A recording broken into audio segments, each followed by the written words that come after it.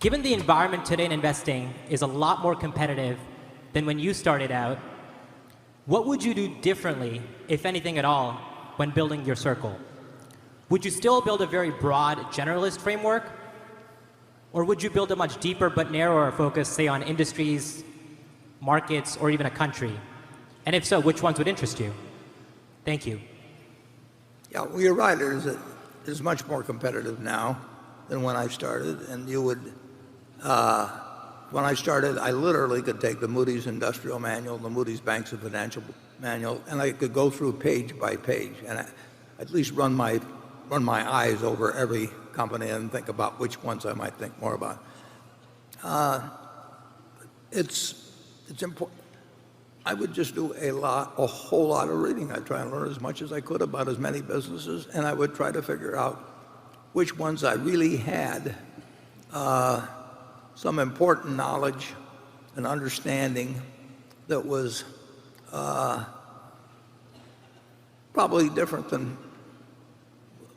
overwhelmingly most of my competitors, and I would also try and figure out which ones I didn't understand, and I would focus on having as big a circle as I could have, and also focus on being as realistic as I could about where the perimeters of my circle of competence were. I knew when I met Lorimer Davidson in January of 1951, I could get insurance. I mean, what he said made so much sense to me in the 3 or 4 hours I spent with him on that Saturday. So I dug into it, and I could understand it. My mind worked well in that respect. I didn't think I could understand retailing. All I'd done was work for the same grocery store that Charlie had, and neither one of us learned that much about retailing, except it was harder work than we liked. And you've got to do the same thing, and you've got way more competition now. But if you get to know even about a relatively small area more than other people do, and you don't feel the compulsion to act too often, you just wait till the odds are strongly in your favor. It's still a very interesting game. It's harder than it used to be. The business, at least I best understood, actually was insurance. I mean, and I had very little competition. And I went to the insurance department in Harrisburg, Pennsylvania. I remember one time I drove there just to check on some Pennsylvania company, and this is when you couldn't get all this information on the internet. And I went in and I asked about some company, and the guy said, "You're the first one that's ever asked about that company." And there wasn't a lot. I went over to the Standard & Poor's library on Houston Street, because they call it, and I would go up there and ask for all this obscure information, and there wasn't anybody sitting around there. They had a bunch of tables that you could sit and examine things through, and so there was less competition. But if you know even one thing very well, it'll give you an edge at some point. It's what Tom Watson Sr. said at IBM. I'm no genius, but I'm smart in spots, and I stay around those spots. And that's basically what Charlie and I try to do, and I think that's probably what you can do, but you'll find that those spots... Yeah, we did it in several fields. That's hard. And we got our head handed to us a few times, too. Yeah. In terms of not paying dividends, we don't pay dividends because we think we can turn every dollar we retain into more than a dollar of market value. I mean, the only reason for us to keep your money is if it becomes worth more by us keeping it than it would be worth if we gave it to you. And if we can create more than a dollar of market value for every dollar we keep, you're better off whether you want to take that dollar out by selling a little piece of your stock or whether you continue to leave it in. That's the test. If we come to the conclusion that we can't do that, and we could come to the conclusion sometime, then we should distribute it to you. The interesting thing is, we're in certain businesses, for example, See's Candy being one. We don't have a way to intelligently use all of the money that See's generates within the See's Candy Company. So if See's were a standalone company, it would pay very large dividends. Not because it just had some dividend paying policy, it would be simply because we wouldn't have a way of using, in this case, $30 million a year intelligently in expanding that business. The Buffalo News is the same way. We don't have a way of using money within that specific business intelligently to use the money that it generates. We hope that in the overall Berkshire Hathaway scheme of things, that we can intelligently use the money that the companies in aggregate generate for us. And we think so far we have, and we think the prospects are reasonably good that we can continue to do that. But dividend policy should really be determined by that criteria, also bearing in mind the possibilities of repurchase of stock too. But they should be determined by whether a dollar left in the business is worth more than to the shareholder than a dollar paid out. Someplace like Coca-Cola, if Coca-Cola had paid no dividends and simply repurchased shares and developed the bottling system and done the things that they have, the shareholders probably would have been even better off. They've been sensationally well off as it is, but they probably would have been even better off than they have been with the dividend policy they have had. And that's true for Gillette and Disney and companies of that sort that have got these terrific opportunities to use capital within the business or to repurchase shares of a company that simply can't be replaced. If that usually is the best use of capital, it's probably better than dividends. And we have written some about that, Martin, but people usually keep doing what they've been doing. They're hard to change. Like any one of you here, and let's say the two of us were in a business together, it was earning $100,000 a year. How would we decide whether to leave the $100,000 each year? And it'd be exactly what we've talked about here. If we thought the $100,000 would translate into a present value of more than $100,000 by some action, we'd leave it in, and if it didn't, we'd take it out. And it doesn't seem to register generally. And incidentally, in our own case, we'll probably go too long before we come to the conclusion that we're not really using it that effectively, because there'll be a certain denial we'll go through, and we'll say, well, that was just temporary last year. But that is our approach, and we'll do our best to apply it. Good morning. My name is Jad Corey. I'm from Gaithersburg, Maryland. I just want to thank you for sharing your wisdom. And my question is, what criteria do you use to sell stock? I kind of understand how you buy it, but I'm not sure how you sell. Yeah. Well, the best thing to do is buy a stock that you don't ever want to sell. I mean, and that's what we're trying to do. And that's true when we buy an entire business. I mean, we've bought all of Geico, or we bought all of See's Candy, or the Buffalo News. We're not buying those to resell. I mean, what we're trying to do is buy a business that we will be happy with if we own it the rest of our lives, and we expect to with those. It's the same principle applies to marketable securities. You get extra options with marketable securities. You can add to holdings, obviously easier. We can never own more than 100% of a business, but if we own 2% of a business and we like it at a given price, we can add and have 4 or 5%. So that's an advantage. Sometimes if we need money to move to another sector, like we did last year, we will trim from some holdings, but that doesn't mean we're negative on those businesses at all. I mean, we think they're wonderful businesses, or we wouldn't own them. And we would sell, if we needed money for other things. The Geico stock that I bought in 1951, I sold in 1952. It was, went on to be worth 100 or more times, before the 1976 problems, 100 or more times what I'd paid. But I didn't have the money to do something else. So you sell if you need money for something else. You may sell if you believe that valuations between different kinds of markets are somewhat out of whack. And we have done a little trimming last year in that matter. But that could well be a mistake. I mean, the real thing to do with a great business is just hang on for dear life. Charlie? Yes, but the sales that do happen, the ideal way is when you found something you like immensely better. Isn't that obvious? That's the ideal way to sell. And incidentally, the ideal purchase is to have something that you already like be selling at a price where you feel like buying more of it. I mean, we probably should have done more of that in the past in some situations. But that's the beauty of marketable securities. You really do, if you're in a wonderful business, you do get a chance periodically maybe to double up in it or something of the sort. If the stock market were to sell a lot cheaper than it is now, we would probably be buying more of the businesses that we already own. They would certainly be the first ones that we would think about. They're the businesses we like the best. Charlie? Nothing more. Charlie and I have circles of competence that extend to evaluating a number of types of businesses, and there are a whole lot of businesses that we won't be able to evaluate.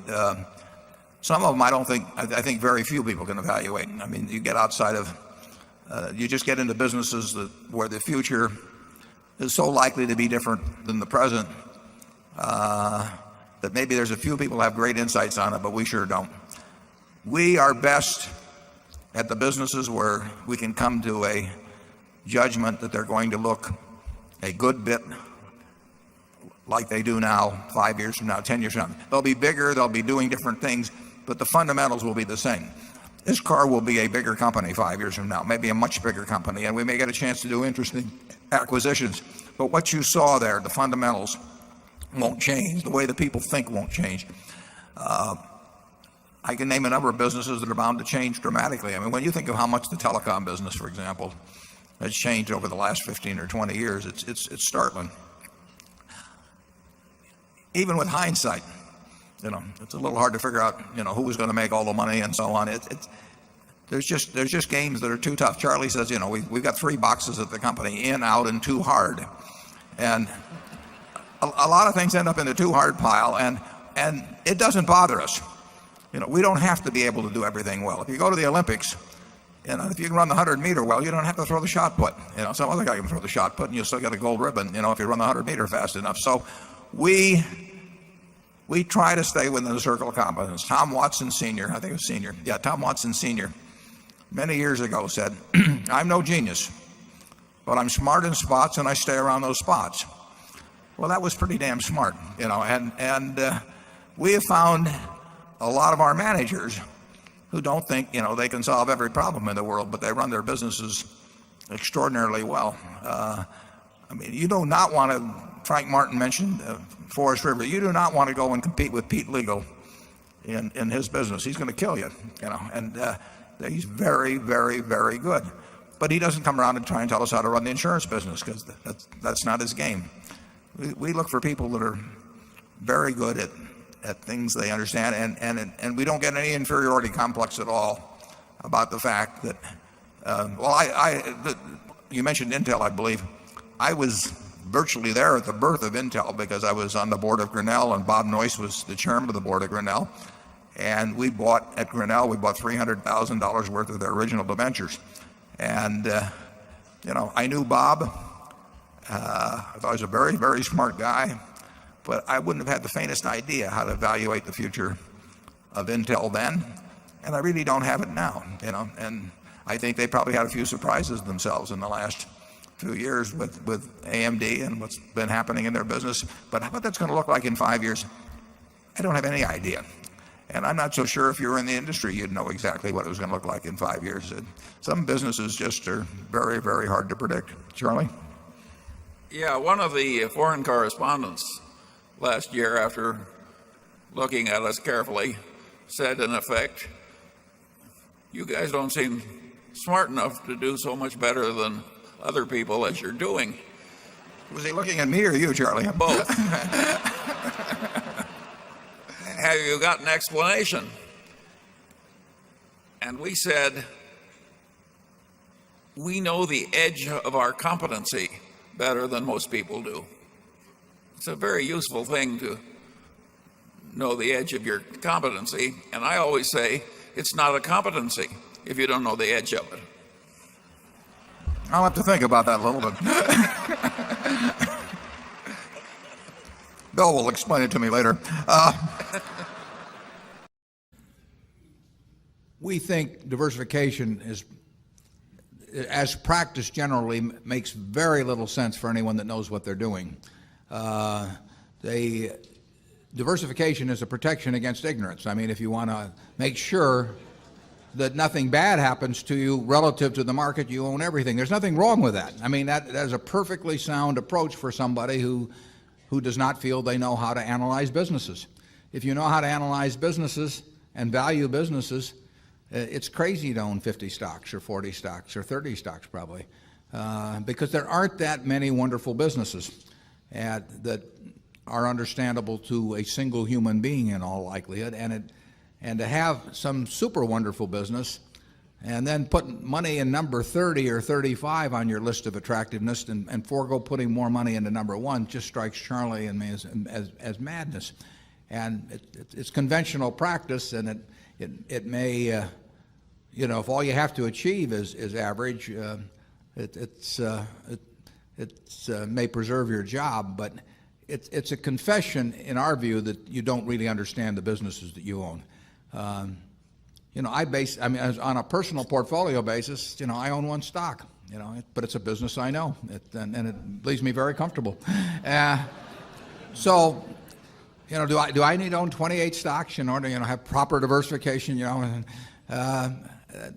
be nonsense. And within Berkshire, I could pick out 3 of our businesses, and I would be very happy if they were the only businesses we owned and I had all my money in Berkshire. Now, I love the fact that we can find more than that and that we keep adding to it.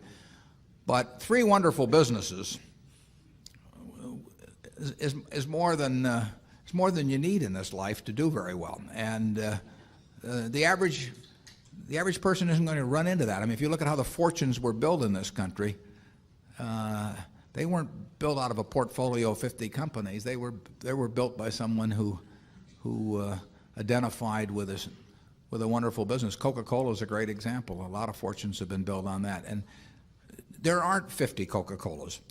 There aren't 20. If there were, it'd be fine. We could all go out and diversify like crazy among that group and get results that would be equal to owning the really wonderful one. But you're not going to find it. And the truth is, you don't need it. I mean, if you have a really wonderful business, is very well protected against the vicissitudes of the economy over time and the competition. I mean, we're talking about businesses that are resistant to effective competition, and 3 of those will be better than 100 average businesses, and they'll be safer, incidentally. I mean, there is less risk in owning 3 easy to identify wonderful businesses than there is in owning 50 well-known big businesses. And it's amazing what has been taught over the years in finance classes about that. But I can assure you that I would rather pick, if I had to bet the next 30 years on the fortunes of my family that would be dependent upon the income from a given group of businesses, I would rather pick 3 businesses from those we own than own a diversified group of 50. Charlie? Yeah, what he's saying is that much of what is taught in modern corporate finance courses is twaddle.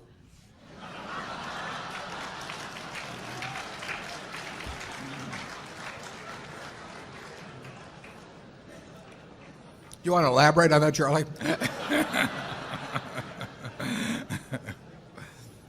You cannot believe this stuff. I mean, it's modern portfolio theory, and it has no utility. But I mean, it will tell you how to do average. But I think anybody can figure out how to do average in 5th grade. I mean, it's just not that difficult, and it's elaborate, and there's lots of little Greek letters and all kinds of things to make you feel that you're in the big leagues. But there is no value added. I have great difficulty with it because I am something of a student of dementia, and I have we hang around a lot together. And I can ordinarily classify dementia, on some theory structure of models, but the modern portfolio theory, it involves a type of dementia I just can't even classify. No. Something very strange is going on. Yeah. If you find 3 wonderful businesses in your life, you'll get very rich. And if you understand them, bad things aren't going to happen to those three. I mean, that's the characteristic of it. By the way, maybe that's the reason there's so much dementia. If you believe what Warren said, you could teach the whole course in about a week. Yeah.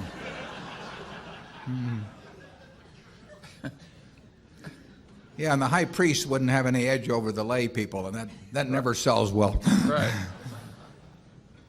We've looked at securities in all major markets, and we certainly looked at them in Japan, particularly in recent years when the Nikkei has so underperformed the S&P here.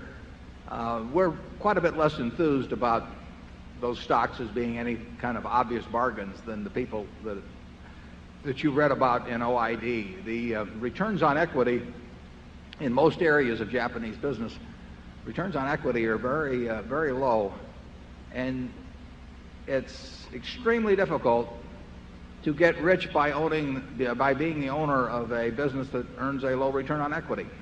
We always look at what a business does in terms of what it earns on capital. We want to be in good businesses. What we really want to be is in businesses that are going to be good businesses and better businesses 10 years from now. And we want to buy them at a reasonable price. But many years ago, we gave up what I've labeled the cigar butt approach to investing, which is where you try and find a really kind of pathetic company, but it sells so cheap that you think there's one good free puff left in it.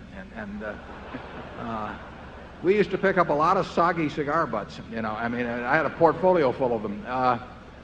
And there were soggy cigar butts, I mean, I had a portfolio full of them. And there were free puffs in them. And B, we don't find many cigar butts around that we would be attracted to. But those are the companies that had low returns on equity. And if you have a business that's earning 5 or 6% on equity, and you hold it for a long time, you are not going to do well in investing, even if you buy it cheap to start with. Time is the enemy of the poor business, and it's the friend of the great business. I mean, if you have a business that's earning 20 or 25% on equity, and it does that for a long time, time is your friend. But time is your enemy if you have your money in a low return business, and you may be lucky enough to pick the exact moment when it gets taken over by someone else, but we like to think when we buy a stock we're going to own it for a very long time, and therefore we have to stay away from businesses that have low returns on equity. Yeah, Charlie and I, or at least I've owned stock in an anthracite, that don't know what anthracite is, street railway companies, windmill manufacturers. What other gems have we had, Charlie? Textiles. Yeah, textiles. Yeah, textiles. Don't even think.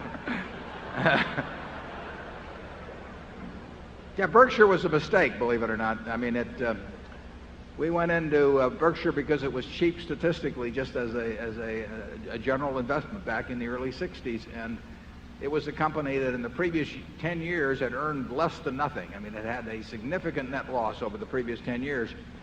It was selling well below working capital, so it was a cigar butt. And it was, I mean, we could have done the things we've done subsequently from a neutral base rather than a negative base, and actually it would have worked out better. But it's been a lot of fun. We formed the first partnership 50 years ago, 2 days ago, Thursday, on May 4th, 1956, which was 105,000. That's my sister clapping. She was in the partnership.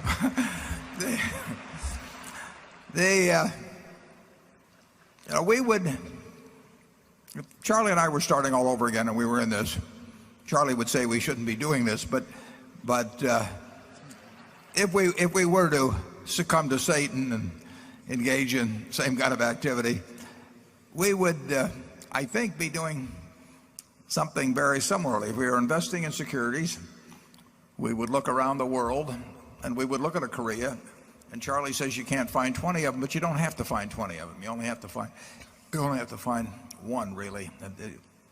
You do not have to have tons of good ideas in this business. You just have a good idea that's worth a ton occasionally. And in securities, we would be doing the same thing, which would probably mean smaller stocks. It would mean smaller stocks because we would find things that could have an impact on a small portfolio that will have no impact on a portfolio the size of Berkshire.